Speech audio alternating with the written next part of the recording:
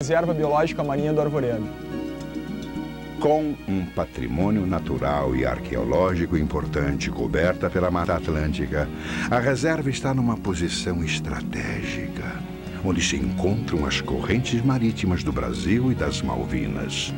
Por isso, é rica em biodiversidade até debaixo d'água. E o fato mais importante é que esse local agora está totalmente protegido pela lei. A proteção da reserva do Arvoredo veio com o Plano de Manejo, formulado por representantes de ONGs e de universidades. Pelo novo código, no Arvoredo só estão permitidas as atividades científicas e de educação ambiental. O objetivo com a criação do plano de manejo, com a implementação efetiva dele, é que isso aí reflita em outras unidades de conservação e nas políticas ambientais do município também, da área de entorno. A repercussão do plano de manejo do Arvoredo nos municípios do entorno e a implantação do corredor ecológico vão mudar a paisagem da costa catarinense.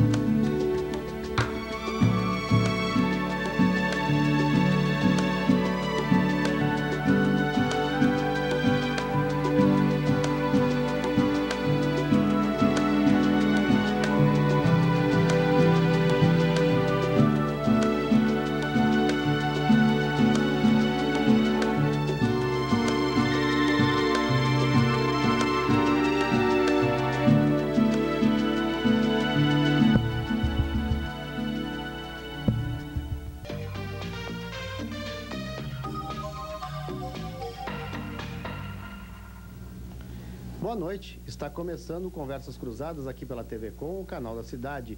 A reserva do Arvoredo é um paraíso para espécies marinhas e por isso mesmo uma tentação para mergulhadores e turistas.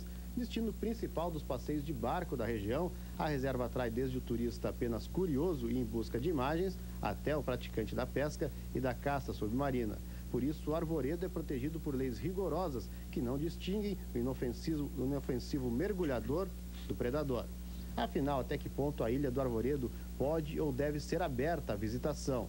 Assunto do programa de hoje, que conta com a participação de Jorge Albuquerque, chefe da Reserva do Arvoredo, Júlio Silva, da Associação das Operadoras de Mergulho, Mauro Figueiredo, da entidade ecológica Aprender, e Ney Simas Custódio, da Colônia de Pescadores 19. Boa noite a todos. Boa noite. Boa noite. Bem-vindo e muito obrigado à participação. Eu gostaria de salientar que o programa de hoje é gravado, por isso não é possível a participação por telefone, mas contamos com a sua audiência. É possível, o senhor que é o chefe da reserva, essa convivência entre o turista, os passeios de barco, até a pesca, com uma reserva biológica marinha como é a do Arvoredo? Bom, a reserva do Arvoredo, ela está dentro de uma das categorias mais restritivas, né, das unidades de conservação. Então, praticamente, a única coisa que é permitida, né, é a educação ambiental e atividades científicas. E isso aí, né, pode ser realmente refletido, né, no que aconteceu durante todos esses 13 anos, né, desde a criação. Então, não significa que a partir desse plano de manejo que iniciamos ano passado e praticamente vamos terminar no mês de julho deste ano, que, né, no decorrer do plano de manejo algumas atividades estejam inseridas, né, no processo, né, da reserva, mas não do modo que vinha sendo feito, e sim mais direcionada à atividade da reserva e principalmente, né, ao sistema dela, né, de proteção integral, e conforme, né, a lei, né, do Sistema Nacional de Unidade de Conservação, só podemos trabalhar dentro realmente do que existe definido. Só que a inclusão, né, do Arvoredo como uma reserva biológica marinha, ela é de uma outra época, né? Quantos anos fazem já? Já faz 13 anos. Já faz 13 ela completou anos. 13 anos agora no dia 12 de março. E há a possibilidade de reverter, de tornar liberar um pouco esse acesso à ilha? Existe legalmente essa possibilidade? Não, legalmente não. Inclusive na própria formação, né, da criação, foram feitos alguns estudos para tentar, né, minimizar os efeitos tanto da pesca como também do mergulho, né? E foram deixadas algumas áreas ali próximo do farol, né, para a parte de mergulho, embora numa menor quantidade. E com relação à pesca, que eu sempre tenho colocado, realmente foi a atividade mais impactada, né? Então nossa obrigação, inclusive moral hoje, né, é fazer com que esse passivo, né, social e ambiental, ele seja restaurado. Ok, vocês questionam justamente isso, nessa restrição. O pescador artesanal, ele foi, como disse o Jorge, ele foi o maior prejudicado até hoje em toda essa história. A reserva foi criada há 13 anos, né? Só que os pescadores continuaram lá na reserva sem saber que existia uma reserva até 1994, quase 95, quando aí a Polícia Ambiental começou a multar as pessoas, né? Prender o material, tá?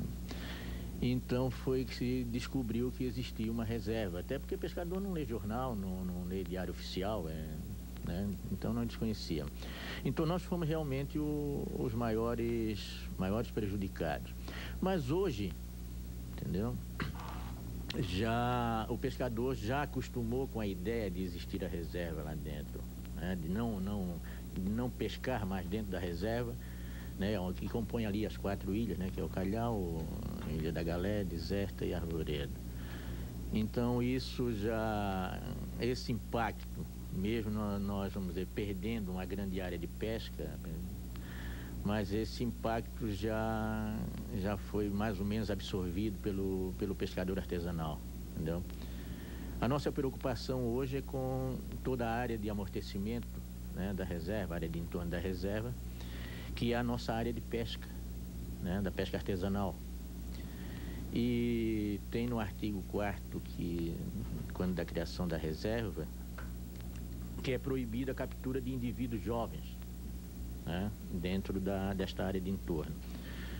Só que na pesca extrativista não tem modalidade nenhuma na pesca extrativista que não capture indivíduos jovens, entendeu? Pode ser pesca de arrasto, de rede de malhar, de espinhel, de traineira, né, de rede de cerco, arrasto de praia. Qualquer pesca extrativista tem captura de indivíduos jovens, entendeu? Então a nossa preocupação, nós colocamos isso muito acentuadamente nesse fórum agora né, nós fizemos aí na semana passada, da necessidade de o IBAMA observar isso com bastante carinho, entendeu? Até porque se nós perdermos essa área de trabalho, vai gerar um problema social muito grande. Nós temos em torno aí de 15 mil pessoas que dependem dessa área de pesca. A sua colônia é a mais atingida? A minha colônia e a colônia de Bombinhas são as 2 colônias mais atingidas pela criação da reserva, entendeu? Quantos pescadores hoje o senhor diria que estão diretamente atingidos? Famílias? Olha, nós temos hoje, eu acho que em termos de pescadores mesmo atingidos em toda a área, em torno de mais de quase 5, 6 mil pescadores, né? Aí você tem a família dele, entendeu? Que em torno de normalmente de 4 pessoas, né? E mais toda a cadeia, né, que se envolvida nessa área. O município de Governador Celso Ramos, apesar de hoje nós já temos outras atividades como a maricultura e o turismo, mas 80% da economia do município de Governador Celso Ramos gira em torno da pesca. ainda gira em torno da pesca, entendeu? Até porque a maricultura, ela veio... As pessoas dizem que ela veio como uma alternativa para a pesca artesanal. Não, a maricultura ela veio como mais um complemento, né, para o pescador artesanal da sua renda, entendeu? Mas hoje nem isso está acontecendo por uma série de problemas, semente, falta de incentivo, de recursos, né, de fomento para que a maricultura evolua, entendeu? E um pouco de falta de organização também, entendeu? Para que a agricultura se torne uma atividade realmente ainda rentável na ajuda da renda do pescador artesanal. Então, a nossa preocupação quanto pesca artesanal é essa aí. Quanto lá dentro da reserva, nós já temos consciência que não tem, porque é restritiva realmente, não se pode exercer nenhuma atividade a não ser atividade científica, né, e de educação ambiental. Então isso aí já nós temos consciência. Para o mergulho, qual é o impacto para as operadoras de mergulho? Olha, um breve histórico das operadoras. As operadoras iniciaram a parte do mergulho contemplativo do ano 1985, dentro da reserva, que não era na época de reserva. E lá para cá, as operadoras que foram iniciando, que é uma atividade nova aqui na parte aqui de Santa Catarina, devido à sua posição geográfica, que é Arvoredo, que é um dos únicos lugares que tem abrigo de vento para se mergulho, tanto na parte norte quanto na parte sul, abrigo do nordeste. E as outras ilhas, como Desertas, como Galés, em cima disso, que atinge o pessoal de Bombinhas em cima disso. Em 1990, quando foi criada a Reserva Biológica Marinha do Arvoredo, nós não vamos questionar se ela foi criada errado ou não. Logicamente, ela foi criada de uma maneira sem uma pesquisa nenhuma sobre o que se deveria ser uma reserva ou um parque. Nesse meio tempo, as operadoras de mergulho, até 1994, a reserva ficou praticamente abandonada. Ninguém, como falou nosso colega Ney aqui, o pescador, as pessoas que frequentavam a ilha e as próprias pessoas que mergulhavam não sabiam que existia uma reserva, em função da divulgação, que não existia alguma coisa. As operadoras, dentro do trabalho e da consciência deles, que era o turismo contemplativo, que é o turismo contemplativo, fez indiretamente, já desde essa época, uma educação ambiental junto com os mergulhadores. Ou seja, o turista que vem de fora, em cima do nível intelectual das pessoas que mergulham. Em 1994, em conjunto com o IBAMA, né, foi iniciado o primeiro trabalho, assim, alguma coisa mais séria dentro da reserva do Arvoredo, através do chefe de reserva, através do superintendente do IBAMA aqui em Santa Catarina.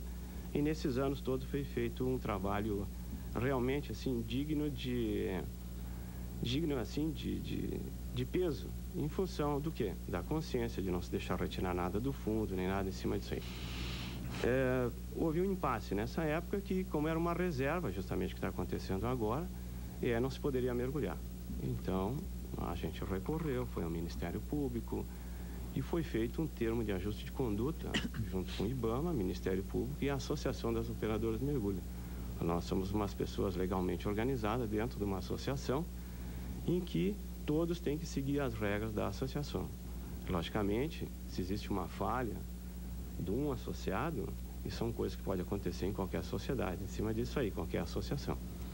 Trabalhamos em cima disso esses anos todos e com a contribuição que foi feita do pescador, que foi o maior preservador da reserva, se afastando da reserva quando ficou sabendo que era uma reserva.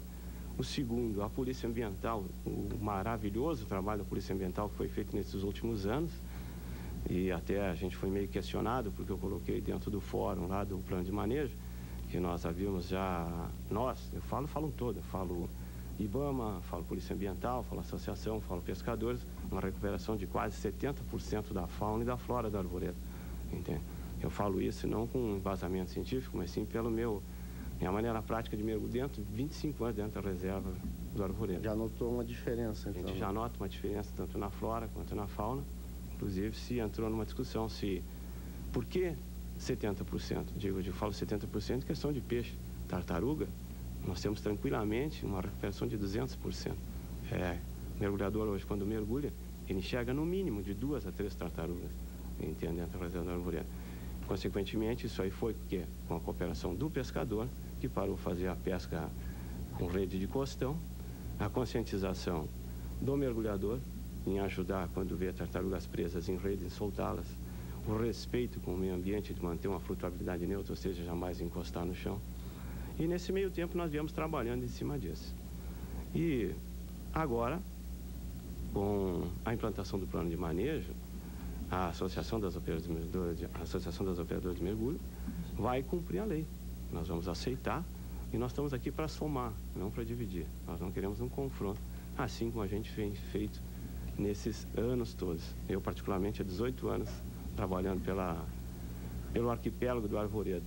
E a partir de 1990 a reserva, entende? Então a associação tem uma posição bem clara hoje que ela precisa da reserva para trabalhar, entende? Foi deixado uma parte da parte sul do Arvoredo, da ponta sul até o Saco do Capim, não só para as operadoras mergulhar, mas também para o pescador esportivo que vai lá fazer a sua pesca de linha dentro das suas restrições que exige a não captura do indivíduo jovem, alguma coisa acima disso aí.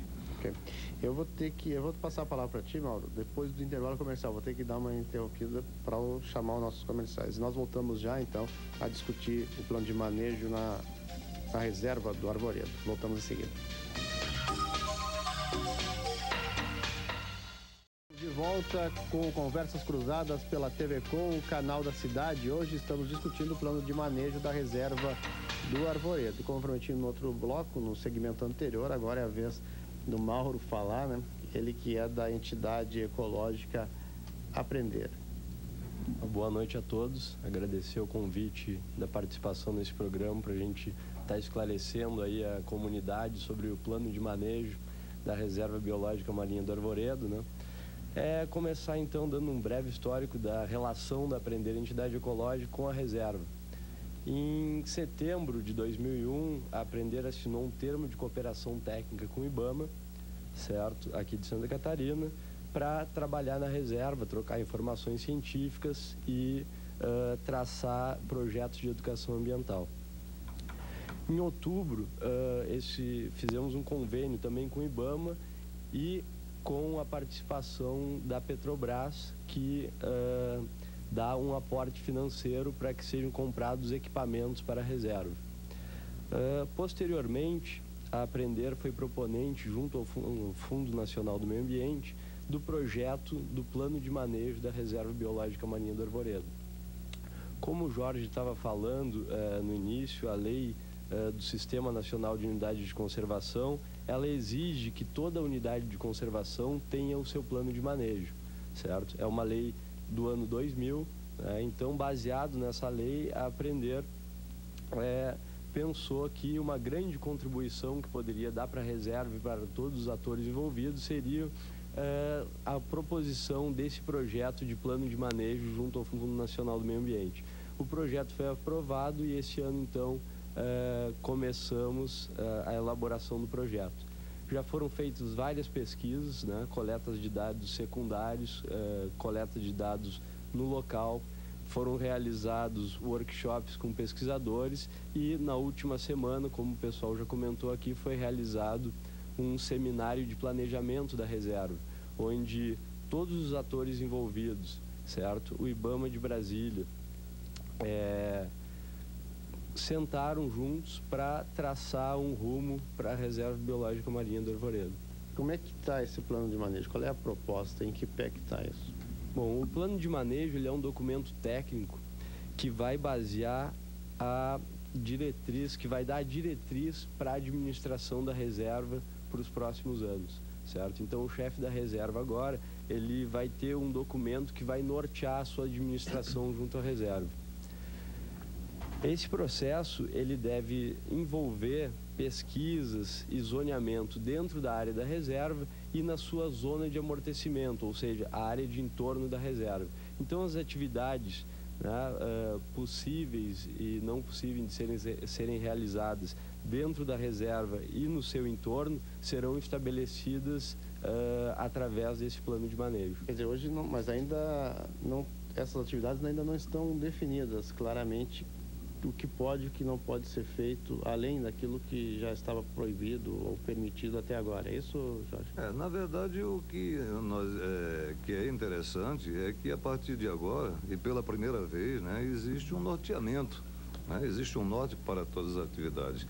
Então, o que nós vamos tentar? É justamente manejar, né, todas essas atividades dentro do contexto da reserva, né, e dentro da sua área de influência, né, que isso absorve praticamente 5 municípios.